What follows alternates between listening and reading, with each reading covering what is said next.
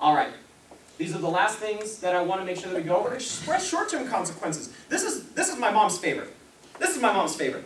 What she said is, you guys have heard your kids pout before, correct? Uh-huh. About that. I work with high school students and they still pout. I'm like, not around me. No, we're not having that. So what would happen is if I was pouting, my mom would stop in the middle of the conversation. She would do the finger thing. You know that? Just all of a sudden you're talking, you're like,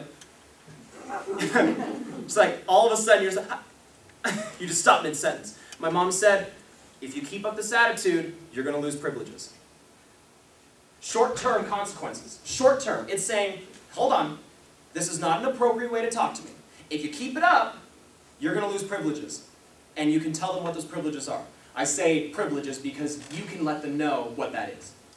Because it gives them the chance to reevaluate how they're acting towards you. If you tell them this is not appropriate, then they're going to look back and be like, oh crap, I was pouting. And they're going to be like, okay, I screwed up. And you're like, yes, you did. Short-term consequences. Tell them that. This is not appropriate. Keep it up. This is what's going to happen.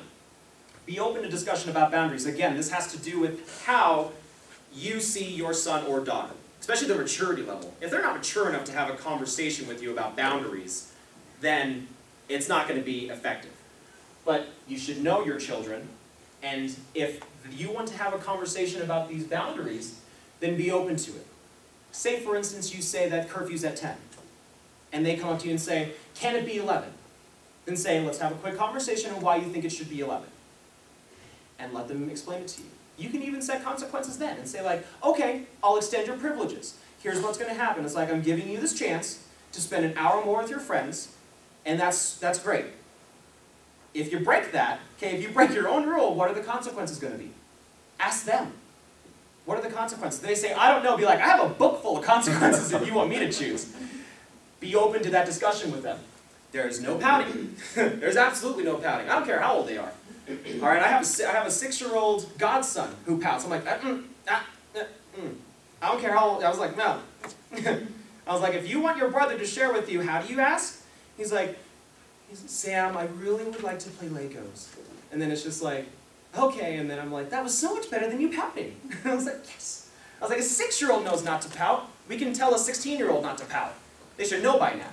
So, the one thing that my mom always did when I was growing up was treat me like an adult. This can be a little weird, but let me tell you the benefits. If you think about a child being raised and always told baby talk, how are they going to learn vocabulary? How are they going to learn how to interact with other adults? How are they going to learn what respect looks like? Ever since I was a little child, my mom treated me like an adult. She allowed me to interact with adults. When I was very little, she would even tell me what was right and wrong when I was speaking with other people. When I would say, even when I was ordering, it's like, I'd like 2 tacos and a tostada. My mom would be like, and what do you say? Please. She always made sure that I was talking to adults appropriately. And she also talked to me like an adult. If she talked to me like a student or like a kid all my life, I wouldn't be here right now. I would be like, I like kids. And it would have been weird. Treat your kid like an adult. All right, this is the next thing that we're going to move on to, and that is listening. This is you taking the back seat. This is not you driving anymore. This is about you getting to know your children. And this is so important. This is so important for you to be able to listen, because sometimes, even when I have my high school students come up to me and say, listen, JP, I went way too far with my boundaries. We went, like my boyfriend and I went somewhere where we shouldn't have gone. In my position, I probably could have just shut down right there and be like, oh my gosh, you need to reset your boundaries. What are you thinking? Like, this is crazy. This is the most important part about communication, is being able to listen. You can talk all you want. Okay, all of us can talk all you want. But being able to listen to what's going on in their heads, listen to how they're talking to you, listening to their body language, we're going to be better prepared to talk to our youth. And this is why this is such an important step. When I was a junior in high school, I was going through a lot of social anxieties. I felt like there were a lot of expectations on my back. I felt like there were a lot of pressures going on. I didn't know who I was. And my favorite aunt passed away a week after my birthday in 2002. And I fell into a 3-month depression.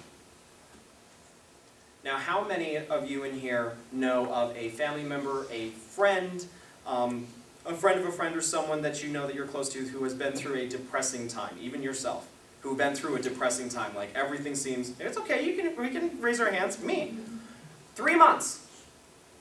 3 months I went through this depressing time. There are a few mothers in here, and Lori, who know me, who have met me before, and they know exactly the type of person that I was. Now, 2 months into my depression, my mom flat out asks me, Jonathan? I say, yeah, Mom. She said, do you want to go into therapy? Now, for those of you who know me, it seems kind of extreme that this person right now in front of you was asked if he wanted to go to therapy for depression. Because any of us, even with me, working with high school students, when I see one of my students depressed, it's not something that you want to be able to, deal with. It's not something that you want to be like, you just kind of freeze. You say, how, like, okay, it's like you go through your head, you're like, I got to reach out to them, I got to figure out what's going on, I got to help them in any way that I can. We kind of go into freak out mode and we say, how am I going to make them happy again?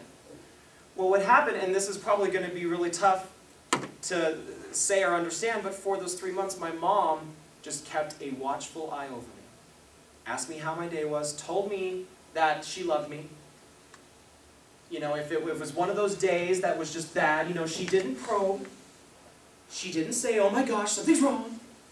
She just said, how was your day? Sometimes I shared, sometimes I didn't. And what was so scary was that talking with my mom, she said, I was so close to calling a therapist and going over your head. Because you said you didn't want to go into therapy. I almost went over your head and called a therapist. Because I didn't see any growth or any movement into the positive direction. And so finally, after that second month had gone, after that third month had gone, I finally kind of just came out of it, and my mom and my dad could see that kind of change again. That I was getting back onto the normal scale. It's the scariest thing, and let me tell you, when I was going through high school, the things that people worried about were like friends and looking cool. Nowadays, when I'm talking to kids, it's cutting, it's relationships, it's freaking out of whether or not they're pregnant, of they have STDs. That's what students are dealing with nowadays. Because I think back, and it's not like sex, drugs, and alcohol didn't exist when I was in high school.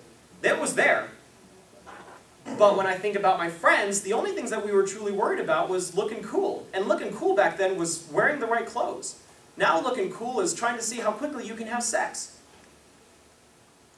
Or how many times you can get drunk, or how many times you can get high.